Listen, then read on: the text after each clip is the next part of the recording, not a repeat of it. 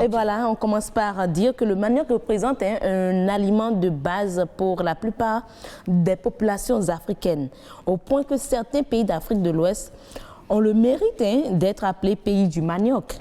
Le Bénin en fait partie d'ailleurs, car bien sûr, pays du manioc à cause de la peau grâce à la productivité et à l'action de promotion. Nous avons le Bénin, nous avons le Nigeria, le Ghana et la Côte d'Ivoire qui sont appelés pays du manioc. Il faut dire que la production à leur niveau, au niveau de ces différents pays, lorsqu'on prend le Bénin, nous sommes à 4150 tonnes en 2019. En 2019, oui, 4150 tonnes. Mais ces chiffres doivent avoir évolué à la baisse. À la baisse avec ce que nous avons eu comme information la dernière fois. Qui fait la rareté donc, du manioc aujourd'hui. Alors, en plus d'avoir plusieurs produits dérivés du manioc, il faut dire que ce tubercule-là regorge d'un fort potentiel nutritionnel et commercial susceptible de contribuer doublement à l'amélioration des régimes alimentaires des peuples et à la réduction de la pauvreté. Et ça, ce sont les Nations Unies qui le disent.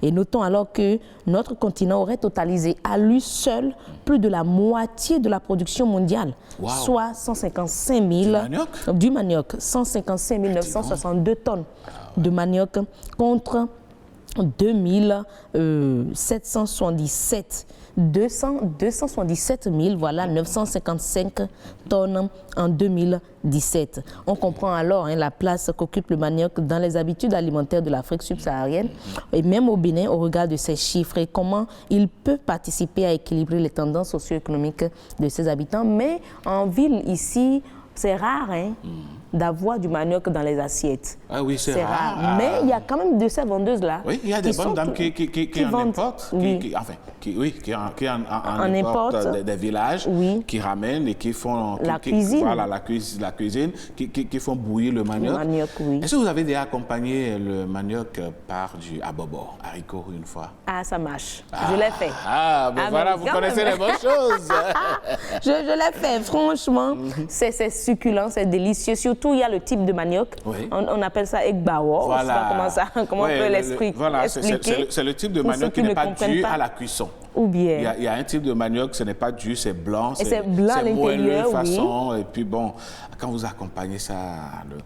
il y a des dames qui vendent ça au bord de la voie pratiquement tous les matins. Bien sûr. Le mal est qu'on en produit en quantité, mais la transformation, c'est beaucoup plus le gari. Or, on peut avoir du pain à base de manioc, des friands à base de manioc. Il y a même une usine, une boulangerie, on ne va pas donner son nom, qui fait du pain à base de manioc. Du manioc. Il faut que cela puisse se généraliser. Bien sûr, bien sûr. Ça fait du tapioca. Ah oui. Ça fait un peu de tout, mais aujourd'hui, il faut investir dans la transformation. La production, on en a parlé. Il faut qu'aujourd'hui, les coopératives qui sont dans du gari s'allient avec les producteurs pour qu'ils délaissent, je ne vais pas dire qu'ils délaissent, mais qu'ils réservent une part de leur terre à la production du manioc.